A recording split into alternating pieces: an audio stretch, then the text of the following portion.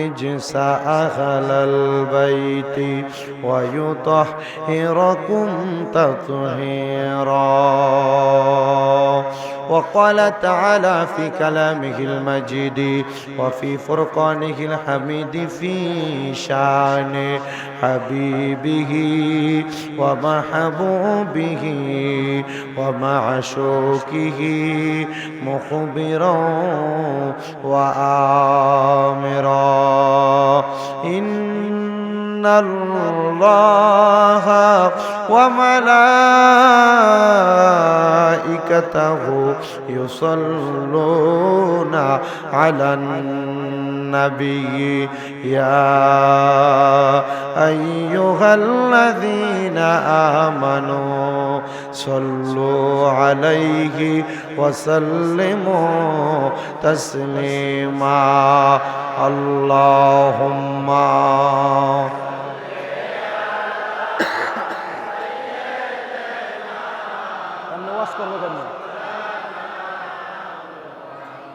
وعلى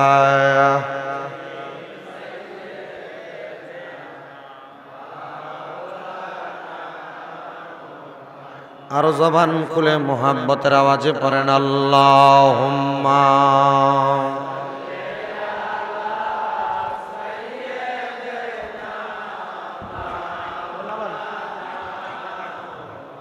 ওয়ালা আলি সাইয়্যিদ। জানলাটা খুলে দেন তো পুরোটা। নবীজি আপনার ভালোবাসায় জীবনের গুনাহ ঝরে যায়। নবীজি আপনার ভালোবাসায় ওয়াইসাল কারিনি জুব্বা পায়। আল্লাহুম্মা মারহাবা। মোহাব্বত নিয়ে পড়েন, ঈমান তাজা হবে। ওয়ালা আলি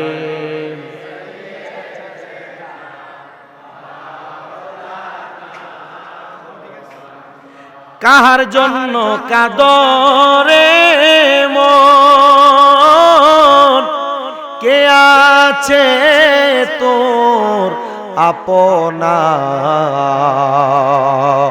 উম্মতের দরদি নবী শুইয়া আছেন মদিনায়। আল্লাহুম্মা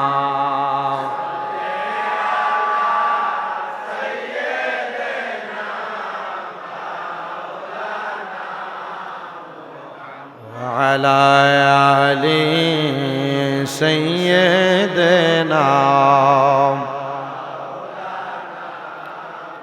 সবাই জিকির করেন লা ইলাহা, কলবে ধাক্কা লা ইলাহা, মধুর সুরে লা ইলাহা, লা কালমা লা ইলাহা, হাসবি রব্বি জাল্লাল্লাহ।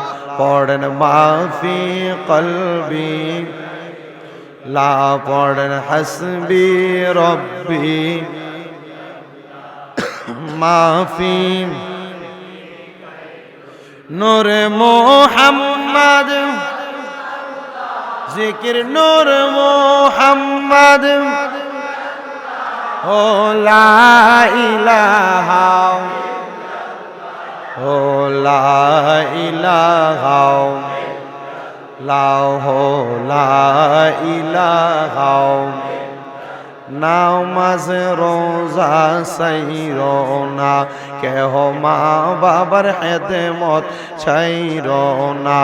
আমার নবীর দুরূদ ভুইল না, আমার নবীর, আমার নবীজি তোমায় ভুলবে না। লা ইলাহা। এই সাউন্ড বাড়াই দেন। ও লা ইলাহা শয়তানি করেন, আমি কিন্তু বুঝি।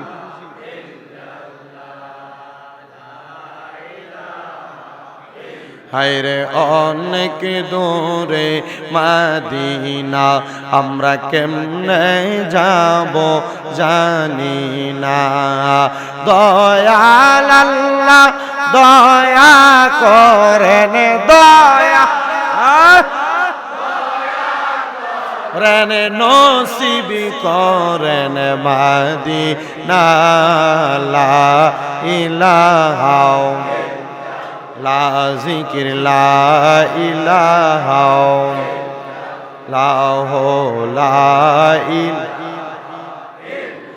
লা ইলাহা ইল্লাল্লাহু মুহাম্মাদুর রাসূলুল্লাহ সাল্লাল্লাহু আলাইহি ওয়াসাল্লাম। এ আমার বাজার নাউরি এলাকার বাবারা, বন্ধুরা, পর্দার অন্তরালের আমার মা বোনেরা, আমরা যারা আল্লাহর বান্দারা আজকের জান্নাতের বাগান মাহফিলে বসলাম, আমরা সবাই দুনিয়াতে কম বেশি অনেক গুনাহ করেছি। আমাদের গুনার খবর আমাদের মা জানে না, আমাদের গুনার খবর আমাদের বাবা জানে না, আত্মীয় স্বজন বন্ধু বান্ধব কেউ জানে না। আপনারা বলেন জানে একজন, তিনি কে? হে আমার যুবক ভাই রে, ও মুরব্বী বাবা, জীবনে যত গুনাহ করলাম যেহেতু সব গুনার খবর আমার আল্লাহ জানে। আল্লাহ বলে বান্দা ওয়াশকুরু নিয়ামাতাল্লাহি আলাইহি মিন কুনতুম ইয়্যাহু তা'বুদুন। ও বান্দা, তোমরা আমি আল্লাহর নিয়ামতের শুকরিয়া আদায় করো যদি তোমরা আমি আল্লাহর ইবাদত করো। প্রিয় আমার নাউরি এলাকার বাবারা, আপনারা বলেন আমরা নামাজ, রোজা, হজ, যাকাত, দান, সদকা, যত রকমের ইবাদত, এই সকল ইবাদত করি আমরা একজনের জন্য, তিনি কি? এই আওয়াজ মানি না? ডান হাত তুলে জোরে বলেন আল্লাহ, দুইটা হাত তুলে পড়েন ইয়া রাসূলুল্লাহ। এ আমার আশিকিন জাকিরিন মুহিব্বিন বাবা জিরাগো, এ যুবক ভাই, পর্দার অন্তরালের মা, অন্তরের কান লাগে শোনো, নামাজ আল্লাহর জন্য পড়ো, রোজা আল্লাহর জন্য করো, জিকির আজকার, দান সদকা, যত রকমের ইবাদত সব আল্লাহর জন্য করো। আজকের মাহফিলের মধ্যে যে আমরা এত সুন্দর করে বসলাম, এই জান্নাতের বাগান মাহফিলও কিন্তু আল্লাহর জন্য।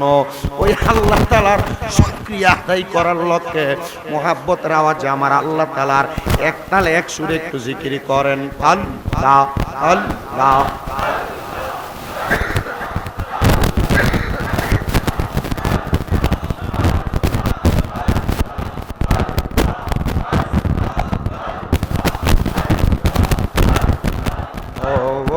মায়ার নবী গো, তুমি প্রেম শিখাইয়া কোথায় লোকাইলা? মারহাবা আল্লাহ। ও মায়ার নবী গো, তুমি প্রেম শিখাইয়া কোথায় লোকাইলা? মারহাবা আল্লাহ আল্লাহ। তোমার প্রেমে জ্বলতে জ্বলতে, তোমার প্রেমে জ্বলতে জ্বলতে হৃদয় কালা করিলাম, তুমি প্রেম শিখাইয়া কোথায় লোকাইলা? মারহাবা। যেই দিন তোমার নামটি শুনিলাম গো নবী, শুনিলাম তোমার নামের প্রেম মালা গলাতে রাখলাম। মারহাবা আল্লাহ আল্লাহ। দিদার দিয়া ধন্য কর নবী, দিদার দিয়া ধন্য কর, কর জালা অবসান, তোমায় না দেখিলে বাঁচে না পরাগান। মারহাবা আল্লাহ আল্লাহ।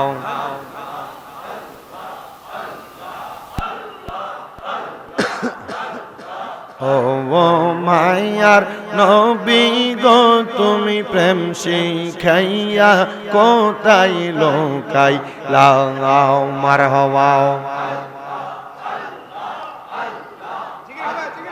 কত জনে বলে আমারে গো নবী বলে আমারে পাইতে তোমার চরণ যুগল কান্দে আসে কে মারহাবা আল্লাহ আল্লাহ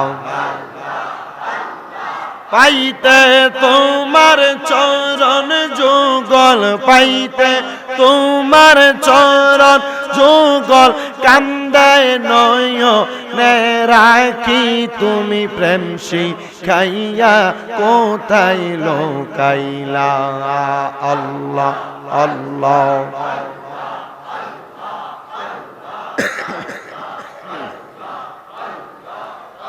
লা ইলাহা ইল্লাল্লাহ মুহাম্মাদুর রাসূলুল্লাহ সাল্লাল্লাহু আলাইহি ওয়াসাল্লাম। জবান খুলে মোহাব্বতের আওয়াজে পড়েন আলহামদুলিল্লাহ।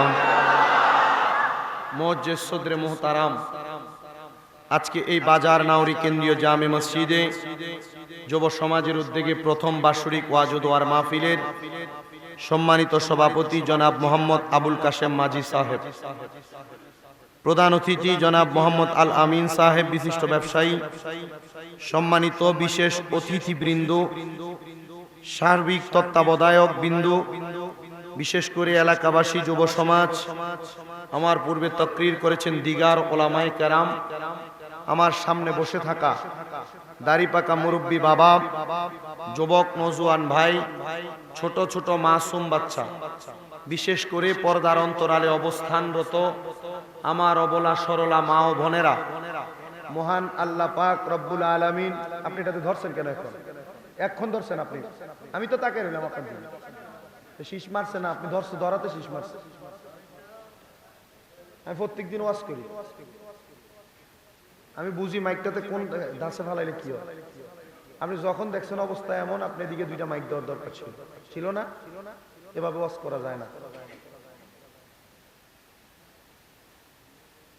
পর্দার অন্তরালে আছেন আমার অবলা সরলা মা ও বোনেরা, মহান আল্লাহ পাক রব্বুল আলামিন আমাদেরকে আজকের জান্নাতের বাগানে আসার বসার তৌফিক দিয়েছেন। সেই রবের শুকরিয়া আদায় করে মোহাব্বতের আওয়াজে উচ্চ কণ্ঠে পড়ি আলহামদুলিল্লাহ। মাহফিল কমিটি আমাকে একটা সাবজেক্ট নির্ধারণ করেছে, কারবালার আলোচনা। আলহামদুলিল্লাহ পড়বেন না? সাচ্চা পাক্কা ইমানদার তাজা ইমানওয়ালা আলহামদুলিল্লাহ। কেন? ইসলামকে প্রতিষ্ঠিত করার জন্য অনেক যুদ্ধ, এর মধ্যে বদরের যুদ্ধ, উহুদের যুদ্ধ, খন্দকের যুদ্ধ, হুনাইনের যুদ্ধ, এসহ আরো অন্যান্য অনেক যুদ্ধ হয়েছে। কিন্তু বাকি অন্য সব যুদ্ধে নবীজি সাল্লাল্লাহু আলাইহি সাল্লাম অংশগ্রহণ করলেও নবীজি সাল্লাল্লাহু আলাইহি সাল্লামের ইন্তেকাল শরীফ, বলেন কি শরীফ? দেখেন আবার মরা বললেন না, দহিত্র, কলিজার টুকরা নাতি হযরত ইমাম হুসাইন ইবনে আলী রাদিয়াল্লাহু তাআলা আনহু। তো হযরত হুসাইন রাদিয়াল্লাহু তাআলা আনহু তিনি যে যুদ্ধ করেছেন আর করবেন, কারবালার বয়ান অনেক লম্বা। আপনারা যারা এখানে বসেছেন, গতকালকেও তো লাইলাতুল বরাত ছিল, আপনারা রাত জাগনা করে ইবাদত করেছেন। আমি আমার আলোচনার ধারাবাহিকতায় আপনাদের কাছে আমি আমার বয়ানের মূল টপিকগুলো, মূল ধারাগুলো বলে যাব, যেই মূল ধারাগুলো থেকে আপনারা আপনাদের ঈমান এবং আকীদাকে দুরুস্ত করবেন, পরিপূর্ণ করবেন, তাজা করবেন।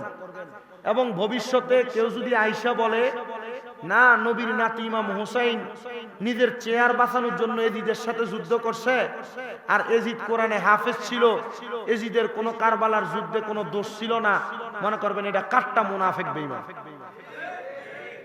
কথা ঠিক আছে? আমার প্রিয় মুসলমানেরা,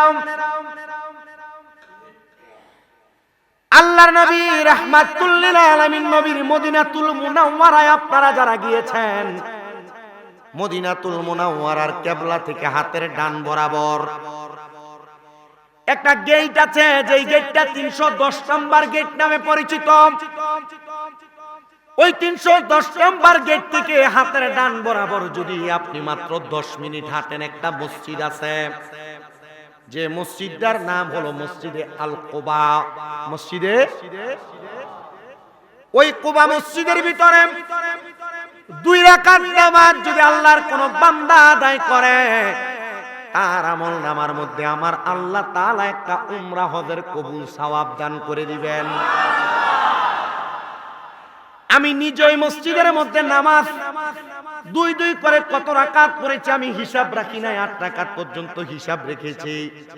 এরপর আমি বেশি বেশি করে আদায় করেছি আল্লাহ তাআলার দরবারে কবুল করানোর জন্য।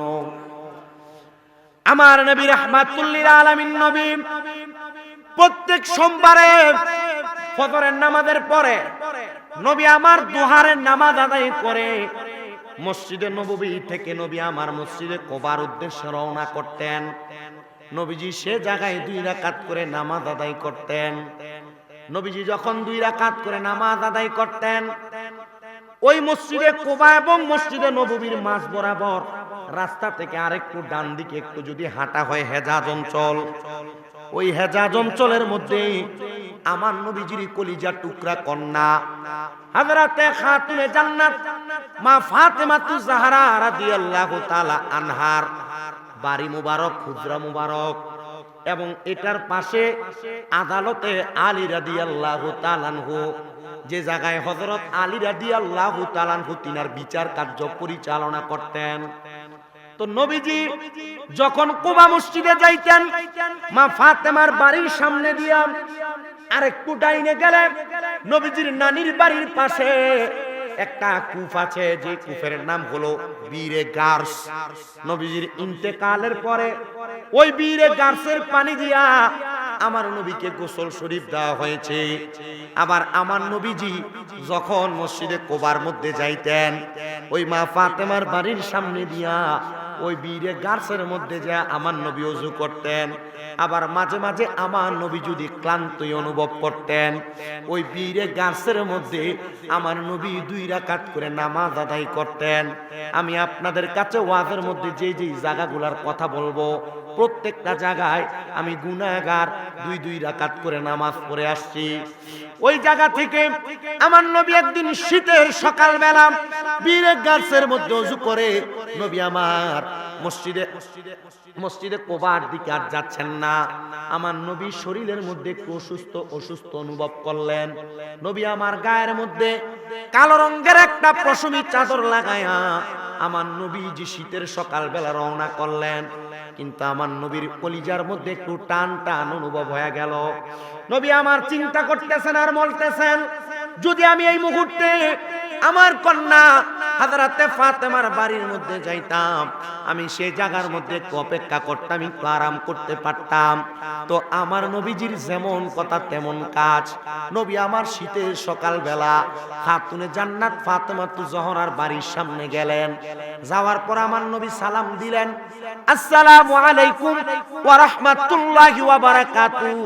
আপনারা একটু চিন্তা করে দেখেন, একজন নবী রাহমাতুল লিল আলামিন নবীজি ওনার নিজের কন্যার বাড়িতে গিয়েছেন, মেয়ের জামাইয়ের বাড়িতে গিয়েছেন, কিন্তু মেয়ের জামাইয়ের বাড়ির সামনে যাইয়া দরজার মধ্যে আঘাত করে ডাইরেক্ট নাম ধরে ডাক না দিয়া আমার নবী কত সুন্দর সালাম বিনিময় করলেন।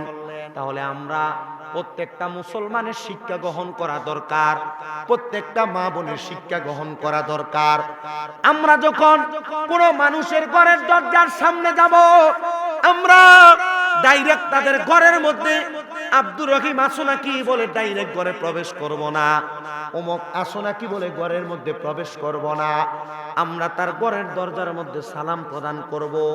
নবী আমার একবার সালাম দিয়েছেন, দরজা খুলতেছেন না। 2 বার সালাম দিলেন, দরজা খুলতেছেন না। 3 বার সালাম দিলেন, আমার নবী অপেক্ষা করলেন। অপেক্ষা করার সাথে সাথে হঠাৎ করে ঘরের দরজা খুলে দেওয়া হলো। আর মেশকাতুল মাসাবির বাবু সালামতদের মধ্যে হাদিস বর্ণিত। বেশি উপরের কোন ক্লাসের হাদিসের কিতাব পড়া লাগবে না, মাদ্রাসার ক্লাস 9, 10 এর হাদিসের কিতাব পড়ে দেখবেন। বাবু সালামতদের মধ্যে নবী আমার বলেন, কোন মানুষ যখন কোন মানুষের ঘরের দরজায় যাবে 3 বার সালাম প্রদান করবে, যদি ঘরের মধ্য থেকে সালামের জবাব না আসে তাহলে তারা যেন ওই ঘরের মধ্যে প্রবেশ না করে চলে আসে।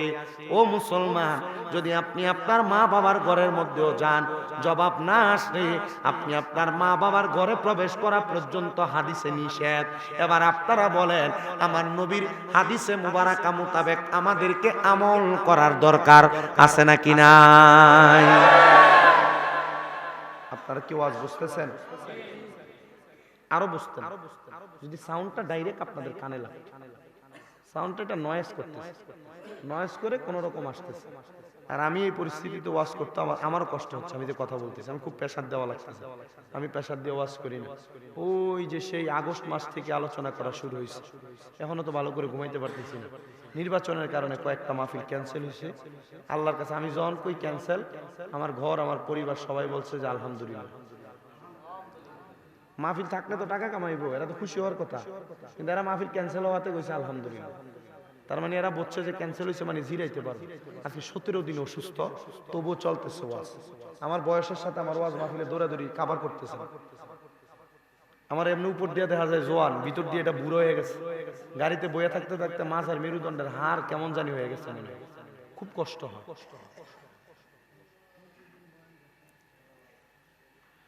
তো আমি আপনাদেরকে বলছি, নবীজির মত একজন রহমতওয়ালা নবী, চিনি যদি উনার মেয়ের ঘরের সামনে যাইয়া, মেয়ের জামাতার ঘরের সামনে যাইয়া 3 বার সালাম দিয়া অপেক্ষা করতে পারে, আমরা ওই নবীর উম্মত হইয়া আমরাও সালাম দিয়া অপেক্ষা করার আমলটা করার দরকার আছে নাকি নাই? ঘরের দরজা খুলে দেওয়া হলো, সাবজেক্ট কারবালা। সাবজেক্ট কি? আমি কিন্তু যাচ্ছি না, কারণ কারবালায় যাইতে হইলে এটাতে বোতলজাত পানি, এটা কিন্তু আপনাদের মোটরের পানির মতো, কিন্তু এটার বোতলজাত করার আগে এটাতে সোডিয়াম, কার্বোহাইড্রেট, কার্বনাইট অনেক কিছু দিয়া তারপর এটার প্রক্রিয়াজাত করছে যেন পানিটা শ্যাওলা না ধরে, গাদ না পড়ে, নষ্ট না হয়, ঠিক না? তো আমি কারবালার ওয়াজে যাব, যাওয়ার আগে আপনাদেরকে কারবালার মূল অকপটটাকে একটু বলি, শোনেন। নবী আমার ঘরের মধ্যে প্রবেশ করে নাই, সালাম প্রদান করার পরে দরজা খোলা হয়েছে, আমার নবী আবার বিসমিল্লাহ বলে ঘরে প্রবেশ করলেন। নবীজি প্রবেশ করার পরে নবীজি হঠাৎ করে কোনো কথা বললেন না। নবীজির শরীর মুবারকের মধ্যে কালো রঙের পশমি চাদর আমার নবী এইভাবে মেলে ধরলেন আর ডাক দিয়া বললেন, ওগো ফাতেমা, তুমি আমার চাদরের নিচে প্রবেশ করো। এমন টাইমে নবীজির কলিজার টুকরা মেয়ে জামাতা হযরত আলী ইবনে আবি তালিব আগমন করলেন। ও আলী, তুমি আমার চাদরের নিচে প্রবেশ করো। নবী আমার হযরতে ফাতেমা হযরতে আলী কাররামাল্লাহু ওয়াজহুকে উনার চাদরের নিচে প্রবেশ করায়া হযরত ইমাম হাসান আর হুসাইন রাদিয়াল্লাহু তাআলা আনহুকে আমার নবীজির চাদর মুবারকের নিচে প্রবেশ করাইলেন। নবী আমার মাঝখানে, হযরত আলী ডাইনে, হযরত মা ফাতেমা বামে, হাসান হুসাইন নবীজির সামনে। এবার আমার নবীজি আল্লাহর দরবারে হাত উঠাইলেন, সুবহানাল্লাহ। নবী আমার হাত উঠিয়া দোয়া করেন, আল্লাহুম্মা হাউলাই আহলু বাইতি। আল্লাহর নবী দোয়া করলেন, আল্লাহ আপনি এদেরকে কবুল করেন, এরা হলো আমার আহলে বায়াত। ও মনবাই পাকেতে পাঞ্জাতন, নিরাকারে নিরঞ্জন, এক বস্তুতে 2 রকম বুঝায়। শরীয়তের শতেক নাম, তরিকতের নাই মুকাম, হাকিকত বুঝিলে মারফত পাই রে মন পাগলা মনুরাই। ও তুই ডুব দিলি না পাকে দরিয়ায়, ও তুই ডুব দিলি না সুব খাইলি না এসকের দরিয়ায় রে মন পাগলা মনুরাই। ও তুই ডুব দিলি না পাকে দরিয়ায়। ও মনরে আমার নবীজি সিন্ধুক হইয়া মারেফতের তালা দিয়া হাসান হুসাইন রাখছে ডাইনে বাই, মা ফাতেমা শিকল হইয়া তালাটা রাখছে আটকায়া, সাবি নিছে আলী মুর্তুজাই রে মন পাগলা মনুরাই, ও তুই ডুব দিলি না পাকে দরিয়ায়। জবান খুলে মুহাব্বতের আওয়াজে পড়েন আল্লাহু আকবার। নবী রাহমাতুল লিল আলামিন নবী দোয়া করলেন, হাফেজ সাহেবদেরকে প্রশ্ন করবেন। আল্লাহ বলেন, আল্লাহর কোরআনুল কারীমের বর্ণনা, আল্লাহুম্মা হাউলাই আহলু বাইতি, আল্লাহ আপনি এদেরকে কবুল করেন, এরা হলো আমার আহলে বায়াত। নবীজি এই দোয়া করতে দেরি সাথে সাথে আমার আল্লাহ তাআলা কোরআনের আয়াত নাযিল করে দিলেন। আল্লাহ বলেন, ইন্নামা ইউরিদুল্লাহু লিইউযহিবা আনকুমুর রিজসা আহলাল বাইতি ওয়া ইউতাহিরাকুম তাতহীরা। আল্লাহ বলেন, নিশ্চয় নিশ্চয় নবী, যারা আপনার বংশধর, যারা আপনার আহলে বায়াত, আমি আল্লাহ তাআলা এদের থেকে সকল প্রকার অপবিত্রতা দূর করে দিয়ে আমি আল্লাহ তাআলা তাদেরকে পবিত্র বানাইলাম। এবার আসেন নবীজির কয়েকটা হাদিসে মুবারক আমি আপনাদেরকে শোনাই। নবী আমার বলে, যারা আমার আহলে বায়াত, আহলে বায়াত কারা? নবীজি বলেন, হযরত ইমাম হাসান, ইমাম হুসাইন, খাতুনে জান্নাত ফাতেমা, হযরত আলী, আমি নবী, আমরা পাঁচজন হলাম আহলে বায়াত। নবীজি বলেন, আমার আহলে বায়াত হলো নাজাতের তরি, আহলে বায়াত হলো নূহ নবীর কিস্তির মতো, নূহ নবীর নৌকার মতো। নূহ নবীর জামানায় নূহ নবীর নৌকাতে যারা আরোহণ করেছে, তারাই নূহ নবীর নৌকাতে আরোহণ করার কারণে তারা উদ্ধার হয়েছে। ঠিক বর্তমান জামানায় যারা আমি নবীর বংশধর, আহলে বাইতের রাসূলকে ভালোবাসবে, মোহাব্বত করবে, আহলে বায়াতের নৌকার মধ্যে আরোহণ করবে, তারাই জান্নাতি জান্নাতি জান্নাতি। জোরে জোরে বলেন সুবহানাল্লাহ। এ বাজার নাউরি এলাকার বাবা, শুধু এইটা নয়, এইটা নয়, নবী আমার বলে, যারা আহলে বায়াতকে ভালোবাসলো তারা আমি নবীকে ভালোবাসলো, আর যারা আহলে বায়াতকে কষ্ট দিল তারা যেন স্বয়ং আমি নবীকে কষ্ট দিল। এ প্রিয় মুসলমান ইমামদারেরা, অন্তরের চক্ষু খুলে নেন, অন্তরের কানটা লাগায়া বয়ানটা শ্রবণ করার চেষ্টা করেন প্রিয় মুসল্লিরা। এবার আমার নবীজি যখন চাদরের নিচেই দোয়া করলেন, আল্লাহ আয়াত নাযিল করলেন, নবীজির একজন স্ত্রী চাদরটাকে এইভাবে তোলা দিলেন, তোলা দিয়ে ডাক দিয়ে বললেন, ইয়া রাসূলুল্লাহ, এই বরকতওয়ালা চাদরের নিচে আমি প্রবেশ করতে চাই। আমার নবী বলেন, স্ত্রী, তুমি তোমার জায়গায় সম্মানিত, আর এরা এদের জায়গায় সম্মানিত। নবী আমার এই কথা বলে হযরত হাসান আর হুসাইন রাদিয়াল্লাহু তাআলা আনহুকে আমার নবী দুইজনকে নবীর দুই হাতের মধ্যে করে নিয়ে নবী আমার পাহাড়ের এবড়ো পাথরওয়ালা রাস্তা দিয়ে আস্তে আস্তে করে হেঁটে যায়। এমন টাইমে হযরত ইমাম হাসান আর হুসাইন একটু উফ উফ শব্দ করলেন, মানে পাথরের আঘাত লাগা ওনারা উফ শব্দ করতে দেরি আমার নবী হযরত ইমাম হাসানকে টান দিয়ে নবীর ঘাড় মোবারকের উপর উঠাইলেন। হযরত ইমাম হুসাইন একটু রাগ করবেন মনে করে, নবী আমার হযরত ইমাম হুসাইনকে নবীর বাম ঘাড় মোবারকে কাঁধ মোবারক উঠাইলেন। নবী আমার যখন তারা দুইজনকে নিয়ে সামনের দিকে হাঁটে, বনু কুরাইশ গোত্রের একজন লোক ডাক দিয়ে বলে, হাসান হুসাইনের ভাগ্য কত ভালো, তারা বড় দামি একটা সাওয়ারের উপর সাওয়ারি হয়েছে।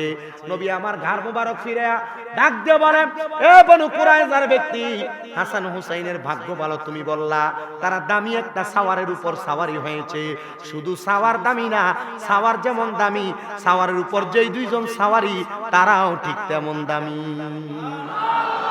নবী বুঝাইলেন, শুধু আমার কাঁধে হাসান হুসাইন ওঠার কারণে শুধু আমি নবীর কাঁধ মোবারক দামি না, হাসান হুসাইনও সুবহানাল্লাহ পড়ে। নবী আমার তাদেরকে নিয়ে চলে গেলেন মসজিদে নববীতে। বর্তমান যে মসজিদে নববী দেখা যায়, আগে কিন্তু এত জাকজমক সাজানো পূর্ণ ছিল না, একবারে খোলামেলা পরিবেশ। আমার নবীজি মসজিদে নববীর বারান্দার মধ্যে বসলেন। হযরত ইমাম হাসানকে নবীর ডান উরু মুবারকের মধ্যে বসাইলেন, হযরত ইমাম হুসাইনকে নবীজির বাম উরু মুবারকের মধ্যে বসাইলেন। বসায়া আমার নবী তাদেরকে আদর করতেছেন। এমন টাইমে হযরত জিবরাইল আমিন আমার নবীজির দরবারে আগমন করলেন। ইয়া রাসূলুল্লাহ, আল্লাহ তাআলা বলেছেন আপনার দুইজন নাতিকে আল্লাহ তাআলা রাস্তার মধ্যে দিয়ে দেওয়া লাগবে। নবী আমার বলে, ইয়া কি জিবরাইল, না না না, আমি আমার দুইজন নাতিকে বিদায় করতে চাই না। বলে কেন গো? বলে আমার দুইজন নাতি হলো আল হাসানু ওয়াল হুসাইনু সাইয়্যিদা শাবাবি আহলিল জান্নাহ। আমার হাসান এবং হুসাইন তারা দুইজন হলো জান্নাতের যুবকদের সর্দার।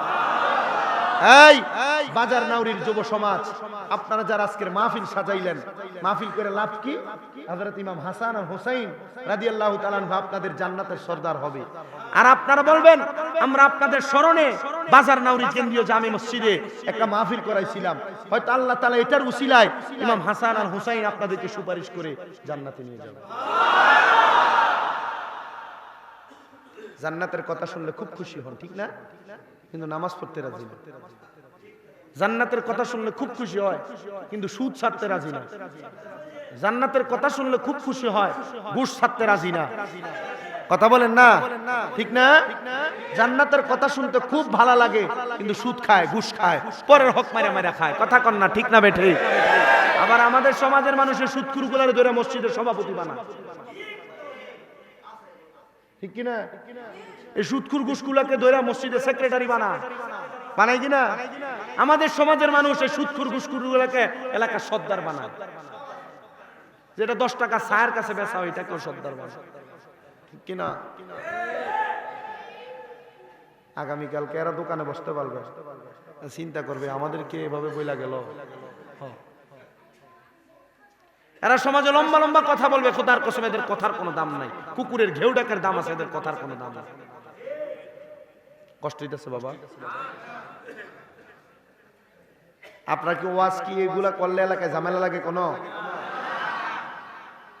এক এলাকায় সুদের ওয়াজ করার পরে এখন আর দাওয়াত দেয় না, তো পোলা পানে এমনি দাওয়াত দিয়া নেই, ঘরে মিলাদ পড়ায়, হাদিয়া দিয়া দেয়, ওয়াজের হাদিয়া।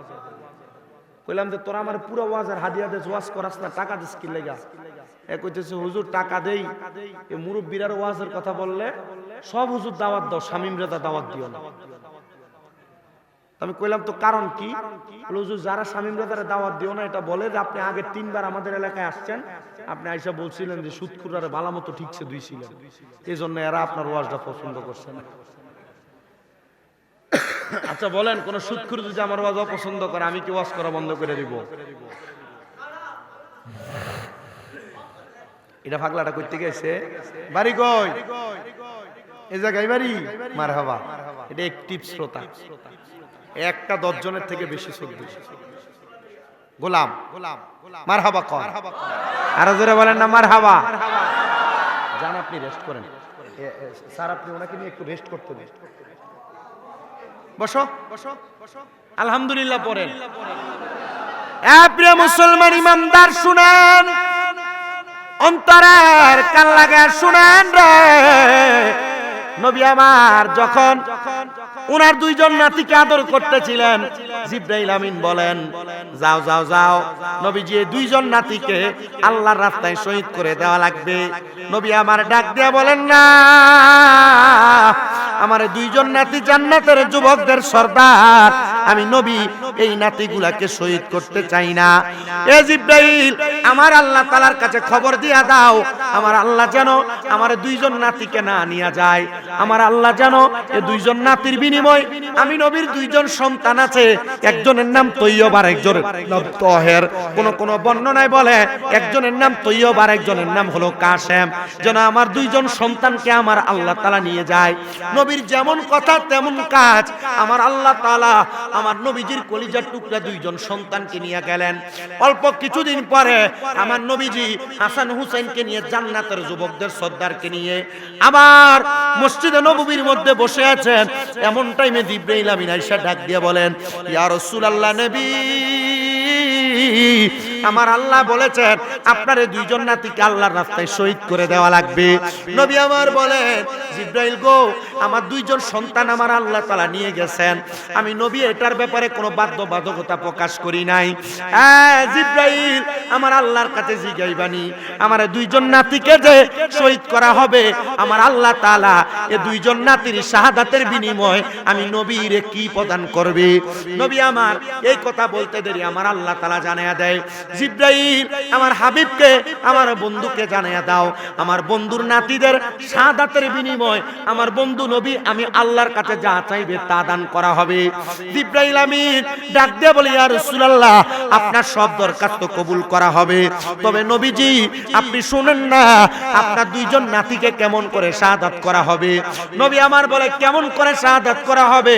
আমার নবীজিকে জিবরাইল আমিন জানিয়ে দিচ্ছে ইয়া রাসূলুল্লাহ আপনার বড় নাতি হযরত ইমাম হাসান রাদিয়াল্লাহু তাআলা আনহু তিনাকে এই মক্কা জমিনের কুফা নগরীর এলাকার কাফেরেরা মুনাফিকরা জহরা ডাক দিয়া বলেন ইয়া রাসূলুল্লাহ নবী গো আপনি নবীজি আজকে কেন এমন ভাবে হযরত ইমাম হাসান হুসাইনকে আদর করতেছেন নবী বলে ও ফাতেমা তুমি আমি নবীর কাছে এটা কেমন প্রশ্ন জানতে চাইলা আমি নবী তো প্রত্যেকদিন হযরত ইমাম হাসান আর হুসাইনকে আদর করি ইয়া রাসূলুল্লাহ প্রত্যেকদিন যেমন ভাবে আদর করেন আজকের আদরটা এমন না অন্যদিন আপনি তাদের কপালে চুম্বন করেন তাদের গালে চুম্বন করেন আজকে আপনি নবীজি কেন হযরত ইমাম হাসানের ঠোঁটে চুম্বন করেন কেন হযরত ইমাম হুসাইনের গলাতে চুম্বন করেন নবী আমার কান্না করে আর ডাক দিয়া বলে এ ফাতেমা শুনো শুনো গো আমার আল্লাহ তাআলার কথা কুল্লাস আলুকুম আলাইহি আজরান ইল্লাল মাওয়াদ্দাতা ফিল কুরবা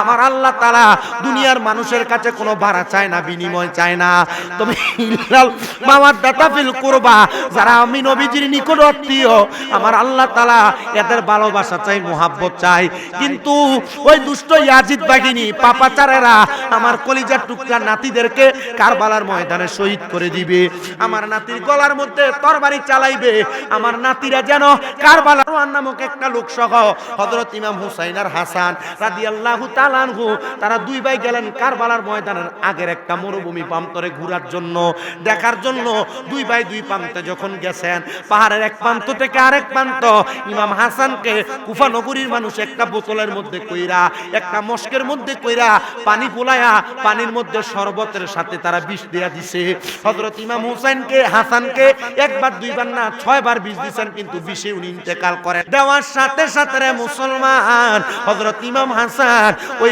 শরবতটা যখন পান করলেন নানা গো বলে চিৎকার দিয়ে ওই কুফা নগরীর পাহাড়ের পাদদেশে উনি কাইতে পড়ে গেলেন নানা গো বলে যখন চিৎকার করলেন এমন টাইমে হযরত ইমাম হুসাইন ডাক দিয়া বলে জগতের মানুষ ও দুনিয়ার মানুষ খবর শুনুনি আমার ভাই হযরত ইমাম হাসান মনে হয় নানা গো বলে চিৎকার মেরেছে আহারে নানা গো বলে দুনিয়ার কোনো সন্তানেরা চিৎকার দেয় না দুনিয়ার কোনো নাতি নানার জন্য এত পাগল হয় না আমরা দুই ভাই এই কারণে আমাদের নানার পাগল কারণ আমার নানা হলো মুহাম্মাদুর রাসূলুল্লাহ সাল্লাল্লাহু আলাইহি ওয়াসাল্লাম জোরে জোরে বলেন আল্লাহু আকবার হযরত ইমাম হুসাইন দৌড়ে আসলেন আমার সাবজেক্টটা দিবেন আপনারা ইতিহাস লম্বা ইতিহাস টানতে হবে অনেকক্ষণ পর্যন্ত কথাটা বলতে হবে আপনারা কি ধৈর্য নিয়ে বসবে তাবারুকও তো আছে ঠিক না বিরিয়ানি প্যাকেট হইলে আমার একটা ইশারা দিবে দিলামই শেষ করে দিব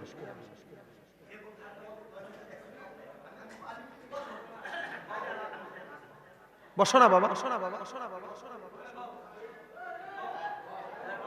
এরা খেপান কেন এরা খেপা কেন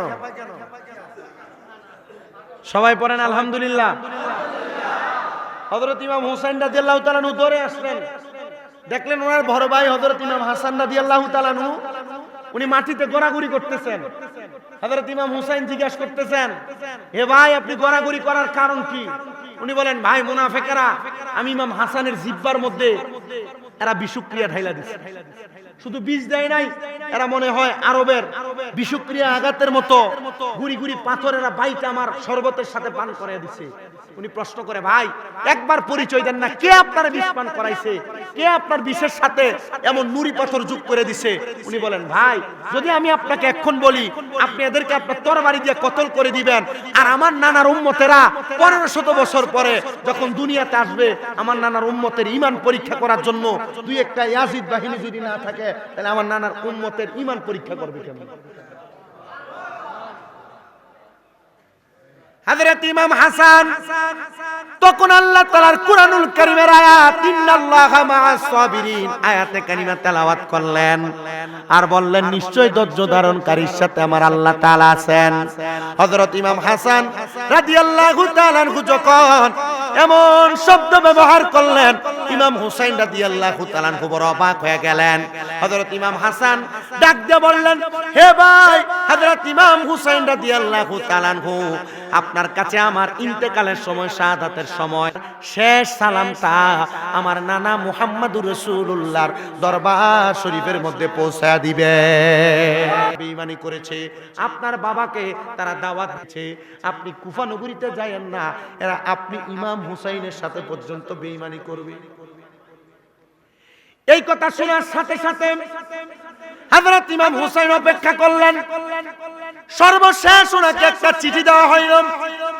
চিঠির মধ্যে লেখা হইল, এ হযরত ইমাম হুসাইন, আপনি যদি কুফা নগরীতে না আসেন আর আমাদেরকে বায়াত না করান, আমরা কাল ময়দানে মাশরে আপনার নানার কাছে আপনাকে আসামি বানায় দিব আর বলবো, ওগো মুহাম্মদুর রাসূলুল্লাহ, আপনার নাতিকে আমরা বারবার ডেকেছিলাম আমাদেরকে বায়াত করানোর জন্য, কিন্তু আপনার নাতি আমাদেরকে বায়াত করানোর জন্য আসে নাই। তখন কিন্তু আপনি আসামি হয়ে যাবেন। ইমাম হুসাইন নবীর সহচর যারা আছে তাদেরকে ডাকলেন আর বললেন, তারা তো আমার নানার কাছে আমাকে আসামি করবে, আমি আর ধৈর্য ধারণ করে থাকবো না, আমি এখন রওনা করব কারবালার ময়দান কুফা নগরীতে। নবীজির নাতি হযরত ইমাম হুসাইন রওনা করলেন কুফা নগরীতে। রওনা করার সময় ইমাম হুসাইন সহ মোট ৭২ জন সদস্য রওনা করলেন কুফা নগরীর দিকে। ৭২ জন সদস্য যখন রওনা করলেন, সামনে আগাবে কুফা নগরী থেকে এরা পথ ভুল করে কারবালার জমিনে প্রবেশ করেছে, কিন্তু কারবালার জমিন থেকে তারা সামনে যাইতে পারে না। ইজিদ বাহিনী তাদেরকে ঘেরাও করে রেখেছে, ডাইনে যাইতে পারে না, বামে যাইতে পারে না, ইজিদ বাহিনী তাদেরকে পাকড়াও করে রেখেছে। বলে কাহিনী কি, কারণ কি? বলে অন্য কোনো কারণ না, আপনাদেরকে এখানে বন্দী করে এই জায়গার মধ্যে হত্যা করা হবে, শহীদ করা হবে। আর নবীর নাতি বলে, তোমরা আমাকে শহীদ করবা। এই কথা আমার নানা এই দুনিয়া থেকে ইন্তেকাল করার আগে আমাদেরকে জানাইয়া দিছে। জোরে জোরে পড়েন আল্লাহু আকবার। হযরতে ইমাম হুসাইন রাদিয়াল্লাহু তাআলা আনহু তিনি যখন ওই কুফা নগরীতে গমন করার পরে কারবালার ময়দানে গেলেন, ওই কারবালার ময়দান একবারে পাক্কা করে ওনাদের তাবু গাড়ানোর জন্য ওনা খেজুরের ডাল কাটার জন্য গেলেন। খেজুরের ডালের মধ্যে তরবারি দিয়ে আঘাত করার সাথে সাথে খেজুরের ডালের ভিতর থেকে রক্ত বের হচ্ছে। খেজুরের ডালগুলো আইনাম যখন মাটির মধ্যে আঘাত করলেন, মাটির মধ্যে থেকে রক্ত বের হচ্ছে। হযরতে জয়নুল আবিদিন ইমাম হুসাইনের বড় শাহজাদা তিনি ডাক দিয়ে বলেন, বাবা যান, কোনোদিন খেজুরের ডাল থেকে রক্ত বের হতে দেখি নাই, কোনোদিন মাটির মধ্য থেকে রক্ত বের হতে দেখি নাই। আব্বাজি, কারণ কি, কোন কারণে খেজুরের ডাল থেকে রক্ত পড়ে আর মাটির মধ্য থেকে রক্ত বের হয়? তিনি ডাক দিয়া বলেন, অন্য কোনো কারণে না, অন্য কোনো কারণে না। এই জায়গাটা হলো সেই জায়গা যে জায়গার ব্যাপারে আমার নানা দুনিয়ার জমিনে থাকা অবস্থায় ওসিয়ত করে গেছেন। এই জায়গার নাম হলো কারবালা। আর এই কারবালার ময়দানে নবীর নাতিকে শাহাদাত বরণ করতে হবে। হযরত ইমাম হাসান রাদিয়াল্লাহু তাআলা আনহুর পরে ইমাম হুসাইন যখন কারবালার ময়দানে গেলেন, একদিন দুই দিন করে কারবালার ময়দানের সকল সদস্যরা ৭২ জন সদস্য একজন একজন করে বিদায় নিচ্ছে। আমার নবীজির কলিজার টুকরা নাতি ইমাম হুসাইনের ছোট একজন ছেলে ছিল যার নাম ছিল হযরত আলী আসগর।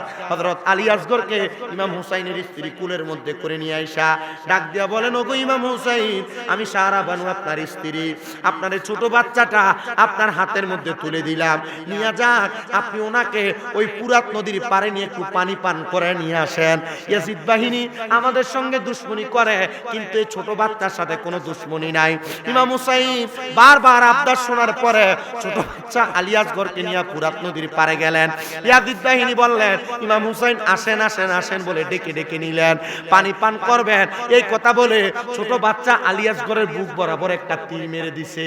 ইমাম হুসাইন কান্দে আর ছোট বাচ্চাটাকে হাতের মধ্যে করে নিয়ে ওনার তাবুর সামনে যখন গেলেন, ডাক দিয়া বললেন, গো আমার স্ত্রী সাহারা বানু, তোমার সন্তানকে আমি জান্নাতের সুধা পান করে আনছি।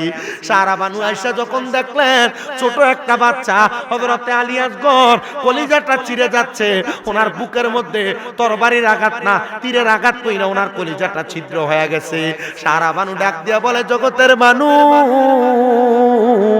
ও দুনিয়ার মানুষ, আমি যখন দেখলাম আমার সন্তানকে তারা কারবালার ময়দানের মধ্যে ফুরাত নদীর পারে ওনার বুকের মধ্যে তীর মাইরা ওনারে কতল করেছে, ওনারে শাহাদাত করেছে, আমার কলিজার মধ্যে লেগেছে, আমি চোখের পানি ফালায়া ফালায়া কাঁদছি। একটু পানির দরকার বলে বলে বলে বলে আমরা হাহাকার করেছি, কারবালার ময়দানের মধ্যে আমাদেরকে একটু পানি দেওয়া হয় না। এমন টাইমে ইমাম হুসাইনের বড় সাহেবজাদা হযরতে ইমাম আলী আকবর তিনি ডাক দিয়া বলে, বাবা যান, আপনি আমারে অনুমতি দেন, আমি যুদ্ধ করার জন্য বুড়ার পিঠের মধ্যে চইরা তরবারি হাতের মধ্যে কইরা নিয়া আমি এখন ইয়াজিদের সামনে থেকে ফুরাত নদীর পার থেকে আমি পানি নিয়ে চলে আসব। যখন উনি এই কথা শুনলেন রে, সাথে সাথে হযরতে আলী আকবর ওনার তরবারি নিয়ে ফুরাত নদীর পারে গেছেন। তরবারি দিয়ে যুদ্ধ করতে করতে একসাথে 90টা ইয়াজিদ বাহিনীর গলার মধ্যে ছুরি চালাইছে, 90টা ইয়াজিদ সাহেব ইন্তেকাল করছে, 90টা ইয়াজিদ জাহান্নামী হইছে। হযরত আলী আকবর বুড়ার পিঠে চইরা হযরত ইমাম হুসাইনের কাছে আইসা বারবার ডাক দিয়া বলে, বাবা, ও বাবা, আপনার কাছে আগমন করলাম, আপনি যেহেতু আমাকে একটু পানি যদি দিতে পারেন, আমি 90 জনকে একসাথে ইন্তেকাল করাইছি, আমি একটু পানি পান করতে পারলে একটা ইয়াজিদ আমি আলী আকবরের তরবারি থেকে বাঁচতে পারবে না। এই কথা শোনার সাথে সাথে হযরতে আলী আকবরকে ইমাম হুসাইন ডাক দিয়া বলে, বাবা, যদি পানি দিতে পারতাম 72 জন সদস্য আহলে বায়াতের কেউ শাহাদাতের পেয়ালা পান করা লাগতো না, কেউ শাহাদাত বরণ করতো না, সবাই দুনিয়াতে জীবিত অবস্থায় থাকতো। বাবারে, দুনিয়ার পানি পান করা লাগবে না, যাও যাও কারবালাতে যুদ্ধ পরিচালনা করো। তুমি যদিও দুনিয়ার পানি না পান করো, আমার নানা মুহাম্মদুর রাসূলুল্লাহ তোমার জন্য জান্নাতের কাউসারের পানি নিয়ে দাঁড়ায় আছে। জোরে বলেন সুবহান। এ প্রিয় মুসলমান, জান্নাতের পানি নিয়ে নবীজি দাঁড়ায় আছেন, এই কথাটা হযরত ইমাম হুসাইন বলতে দেরি হযরত আলী আকবর বলে, বাবা, আমি দুনিয়ার পানি চাই না, আমি জান্নাতের পানি পান করব। সাথে সাথে চলে গেছেন। যুদ্ধ করতে করতে হযরত আলী আকবর একবার ডান আলাদা করেছে, হাত আলাদা করেছে, বুকের মধ্যে তারা তীর দিয়ে আঘাত করেছে। ওই দিন ছিল 9 মুহররম বৃহস্পতিবার। ওই 9 মুহররম বৃহস্পতিবারে রাত্রবেলা সন্তান হারা বেদনা, নাতি হারা বেদনা, আত্মীয় স্বজন হারা বেদনা নিয়া ইমাম হুসাইন উনার তাবুর মধ্যে অপেক্ষা করতে লাগলেন।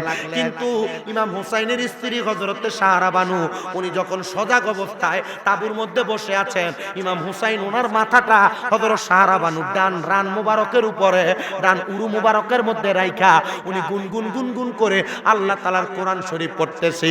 ইমাম হুসাইন ডাক দিয়া বলে, এ জগতের মানুষ শুনো, আমি যখন বিপদে পড়তাম, টেনশনে পড়তাম, আমি আল্লাহ তাআলার কোরআনুল কারীম পড়তাম। আমি আমার স্ত্রীর ডান উরুর মধ্যে মাথা রাইখা কোরআন কারীম যখন তেলাওয়াত করতেছিলাম, আমার তেলাওয়াত করতে করতে হঠাৎ একটু ঘুম লাগা গেছে। হযরত সাহারা বানু হযরতে সাহারা বানু নিজে বর্ণনা করে, হযরত ইমাম হুসাইন যখন আমার উরুর মধ্যে মাথা রেখে ঘুমাচ্ছিলেন, হঠাৎ করে ঘুম থেকে জাগ্রত হইলেন, লাফ দিয়ে উঠলেন। আমি প্রশ্ন করলাম, ও ইমাম হুসাইন, আপনি কেন এইভাবে ঘুম থেকে লাফ দিয়ে উঠলেন, জাগ্রত হয়ে গেলেন? ইমাম হুসাইন বলে, দুনিয়ার কোনো কিছু দেখে না, আমি জাগ্রত হয়েছি একটা মাত্র কারণে। সাহারা বানু জানো, আমি যখন ঘুমাইলাম আমি বড় মারাত্মক একটা স্বপ্ন দেখেছি। বলে, কি স্বপ্ন দেখেছেন? বলে, আমি স্বপ্ন দেখেছি আমার নানা মুহাম্মদুর রাসূলুল্লাহ সাল্লাল্লাহু আলাইহি ওয়াসাল্লামের কন্যা হযরতে খাতুনে জান্নাত মা ফাতেমাতুজ জোহরা, পর্দার অন্তরালের মা, মা ফাতেমার নামটা কেন বারবার আপনাদেরকে বলি, কারণ মহিলারা জানতে হবে, আল ফাতেমাতু সাইয়্যিদাতুন নিসাই আহলিল জান্নাহ। মা ফাতেমা হলো জান্নাতের মহিলাদের সরদারি। যে মহিলারা 5 ওয়াক্ত নামাজ পড়বে, যে মহিলারা স্বামীর খেদমত করবে, স্বামীর হুকুম মানবে, স্বামীর কথা শুনবে, পর্দা করবে, বেহায়াপনা করবে না, ওই মহিলারা সেই মা ফাতেমার সাথে জান্নাতে থাকবে।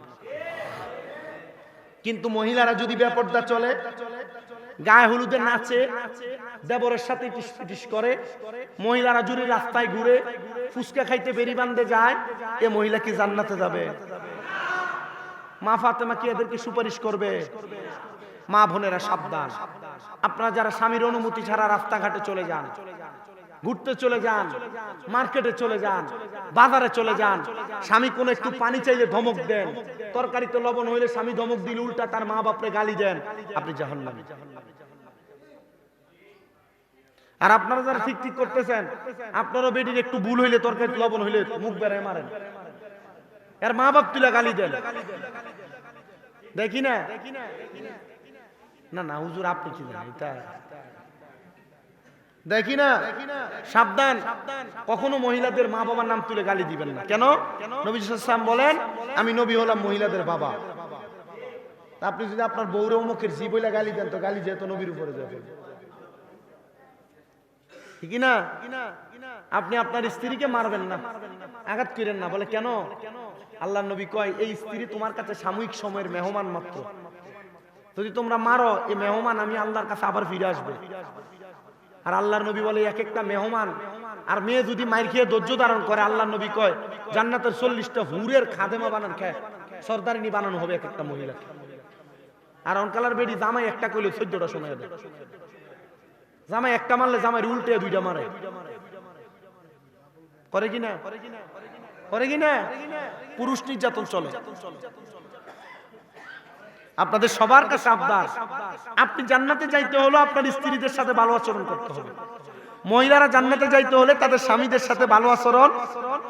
আপনি যদি বেফরদা ঘুরেন, জামাই থায় বিদের সামনে ইমুতে হোয়াটসঅ্যাপে পর পুরুষের সাথে কথা কনতে, আর কামাইব? কথা কয় না, কাজ হবে? আর অল্প একটু সময় দিবেন, পারবেন না? আমারও কষ্ট হইতেছে, আমি কিন্তু মনে করছি একটু ঘুমাবো, পারি না। কিন্তু আপনার সবে বরাত গেল, রোজা ছিলাম তো, ইফতার রানিং করছি, আমার মনে হয় যে ওয়ারুক এসে ইফতার করছি, খুব কষ্ট হয়েছে। আইসা আবার আপনাদের এখানে খুঁজেই খানা খাইছি, একরকম বলছি যে আমাকে খানা খাওয়াই দেন, খায়া মনে করছি যাও রেস্ট করবো, তাও পারি নাই, সময় হয়ে গেছে। আমি আপনাদেরকে কারবালার যে ঘটনাটা বলতেছি, এই ঘটনাটা বলে বিদায় নিব, শেষ হইলে অসুবিধা হবে না তো? আরেকটু কষ্ট করেন, আল্লাহ কবুল করেন, আমিন পড়েন, একটু মোহাব্বতে দুরূদ শরীফ পড়েন, আল্লাহুম্মা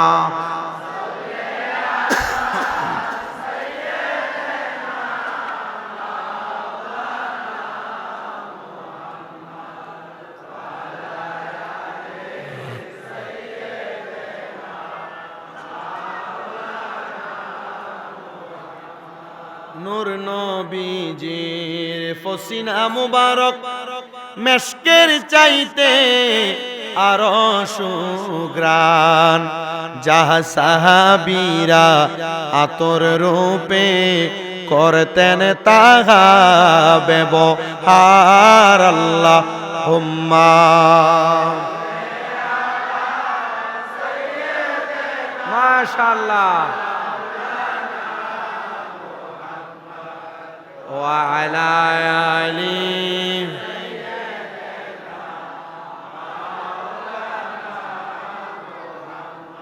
তো প্রিয় মুসলমানরা, যেই কথা বলতেছিলাম, হযরত ইমাম হুসাইন বলেন, আমি স্বপ্ন দেখলাম, আমার স্বপ্নের মধ্যে কারবালার ময়দানে সাদা রঙের কাপড় পরা, চুলগুলা এলোমেলো একজন মহিলা কারবালাতে আগমন করলেন। কারবালার মরুভূমিতে আগমন কইরা ওনার চুল দিয়া মাথাগুলা ঢাকনা দেওয়া, উনি কারবালার ময়দানের একটা জায়গা থেকে পাথরগুলা উনি সরাইতেছেন। আমি প্রশ্ন করলাম, ইমাম, সাদা কাপড় পরা, চুল দিয়া মুখ ঢাকনা দেওয়া, কে গো আপনি? আপনার পরিচয় কি? তিনি মাথার চুলগুলা সরাইলেন আর ডাক দিয়া বলে, বাবা হুসাইন, আমি হইলাম তোমার মা জননী হযরত ফাতেমাতুজ জোহরা। ও মা, আপনি কারবালার ময়দানে কি করেন? হযরত ইমাম হুসাইনের প্রশ্নের জবাবে উনি ডাক দিয়া বলে, বাবা হুসাইন, আগামী কালকে যেই জায়গাটা দেখতে পাও আমি পরিষ্কার করেছি, এই জায়গার মধ্যে তুমি ইমাম হুসাইনের গলা মুবারকের মধ্যে তরবারি চালানো হবে। তুমি হুসাইনকে যখন এই জায়গার মধ্যে শোয়ানো হবে, তুমি হুসাইন যদি এই জায়গার মধ্যে শুইয়া পাথরগুলা যদি তোমার পিঠের মধ্যে লাগে, তুমি হুসাইন যদি একবার উৎশব্দ করো, মুহাম্মাদুর রাসূলুল্লাহ রওজা মুবারকে থাকবে না। তুমি হুসাইনকে রক্ষা করার জন্য আমার নবী রওজা মুবারক থেকে কারবালাতে চলে আসবে।